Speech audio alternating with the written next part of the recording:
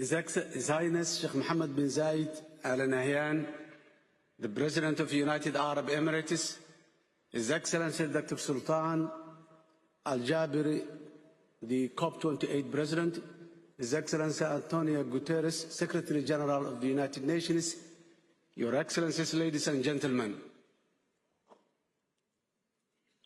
I extend my sincere appreciation and congratulations to the United Arab Emirates for hosting the 28th UN Climate Change Conference.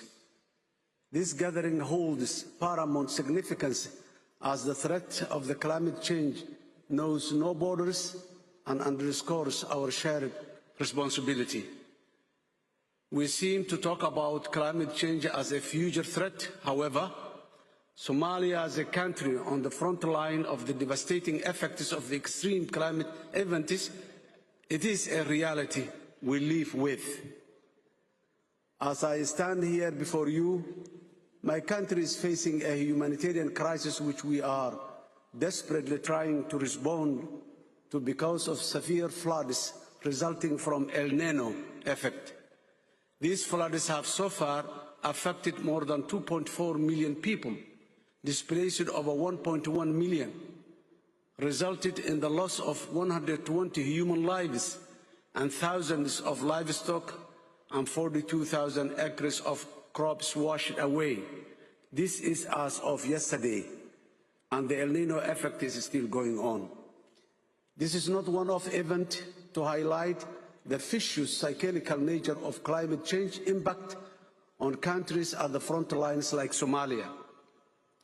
I must note that today's victims of these devastating floods are sadly the survivors of yesterday's droughts.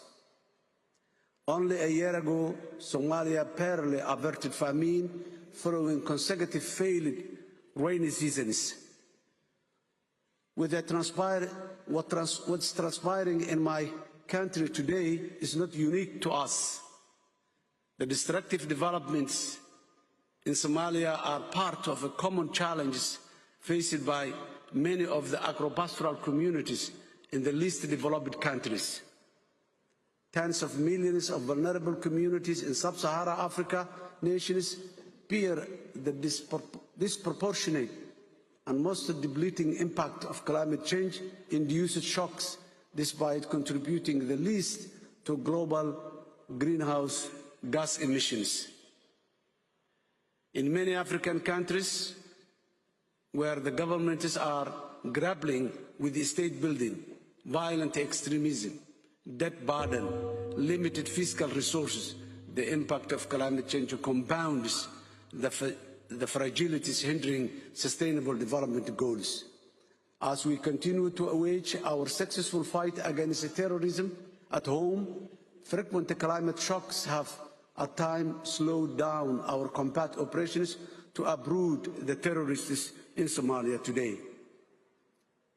For a country struggling with debt stress and limited access to finance, fighting terrorism and responding to a humanitarian crisis at the same time is akin to impossibility.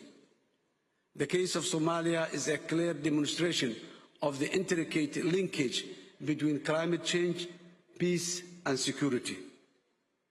Ladies and gentlemen, despite these challenges, Somalia and Africa at large, with our rich diversity, hold the promise of a prosperous future and solutions to the climate crisis.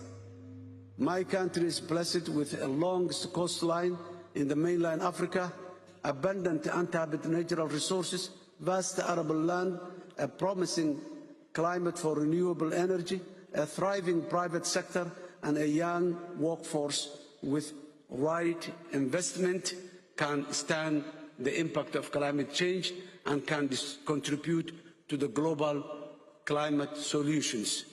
Ladies and gentlemen, we have revised and enhanced our climate ambitions in the nationally determined contribution. We have provided clearly defined adaptation and mitigation targets, and we now aspire to reduce our emission by 30% at the end of this decade. Our climate targets are backed with the highest levels of political commitment. The estimated investment required to achieve these targets are more than $16 billion. Meeting these climate commitments surpasses our current capacity.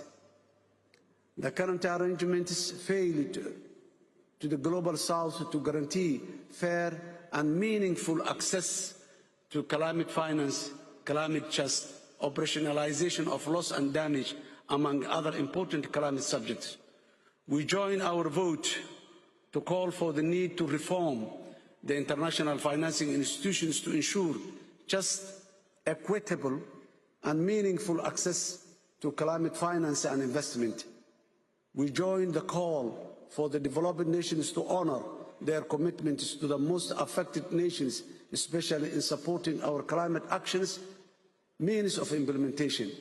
We also call on world leaders gathered here to agree on the operationalization of the loss and damage fund agreed in Sharm el-Sheikh last year. The 1.5-degree global target seems to be far more elusive than an actual realistic global target.